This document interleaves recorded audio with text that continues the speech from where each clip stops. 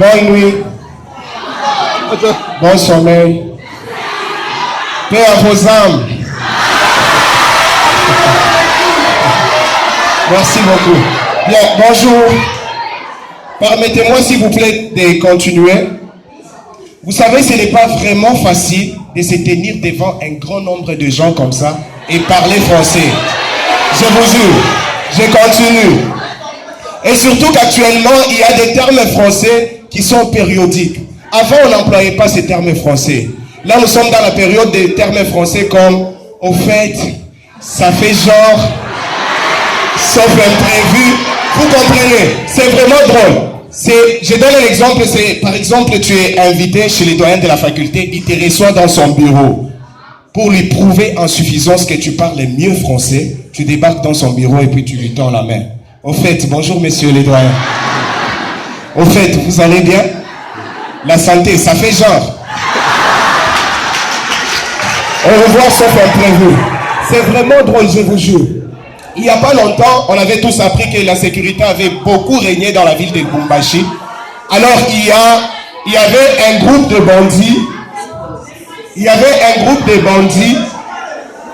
Merci beaucoup. Il y avait un groupe de bandits d'ici à Lubumbashi. Ces gens se sont dit, on doit valoriser notre manière de travailler. Plus question de travailler en Swahili. On doit faire les choses maintenant comme les cambrioleurs français. Ils sont là. Ils ont téléchargé des vidéos sur le net, ils ont répété, et après ils sont allés braquer dans une banque. Le premier, il a croisé le directeur de la banque, il braque le directeur et puis il dit « C'est lui qui dit je bouge !» C'est vraiment drôle. Non, on n'a pas assez de temps, on doit évoluer. Faites un maximum de bruit encore pour moi. Merci beaucoup. C'est vraiment ça. Je parle aussi de la langue américaine. Hein. En tout cas, il faut apprendre toutes les langues. Soyez fiers quand vous avez choisi la faculté des lettres.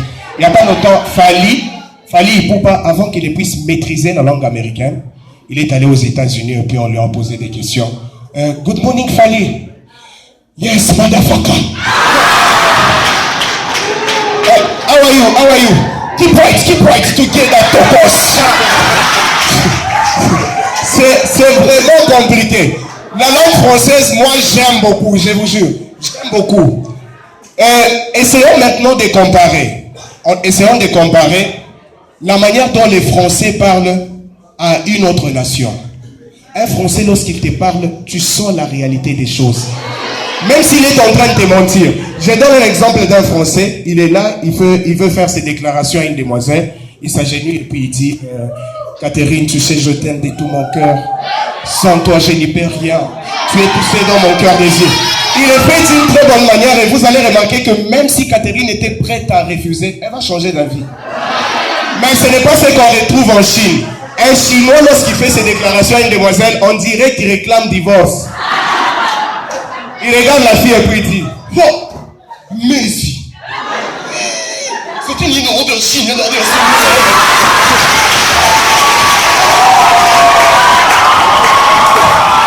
Merci beaucoup, on va continuer, on n'a pas assez de temps. Hein? C'est ça. Excusez-moi et permettez que je puisse parler des funérailles. Un Français, il est là, il est en train de pleurer son frère. Il a perdu son frère. Il regarde son frère dans les cercueils et puis il dit, Grégoire, tu sais, tu étais mon frère, tu étais un ami pour moi, mais aujourd'hui que la nature a décidé autrement, te voilà parti. Paix à ton âme. Il a fait d'une très bonne manière. Il pleure son frère accompagné des paroles.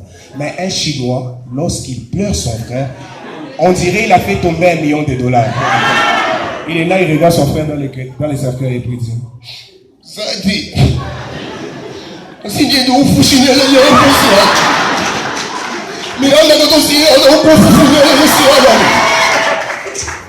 n'y a pas longtemps que notre président, il avait prêté serment. Il a fait d'une très bonne manière. Mais cette bonne manière de prêter serment n'a pas commencé chez nous. Je vous assure que ça a commencé en France. Un président français, lorsqu'il prête serment, il est fait d'une très bonne manière. Vous êtes obligé de lui faire confiance. Il est là, il soulève sa main et puis il dit, devant le peuple souverain de la France, je jure solennellement et sur l'honneur de respecter la Constitution, de défendre les droits et devoirs des citoyens. Vous sentez, il est fait d'une très bonne manière. Mais un président chinois, il prête serment devant vous. Je vous assure que vous allez vous apprêter pour fuir. On dirait qu'il veut bombarder le pays. Et les font même pas ça, ils font ça.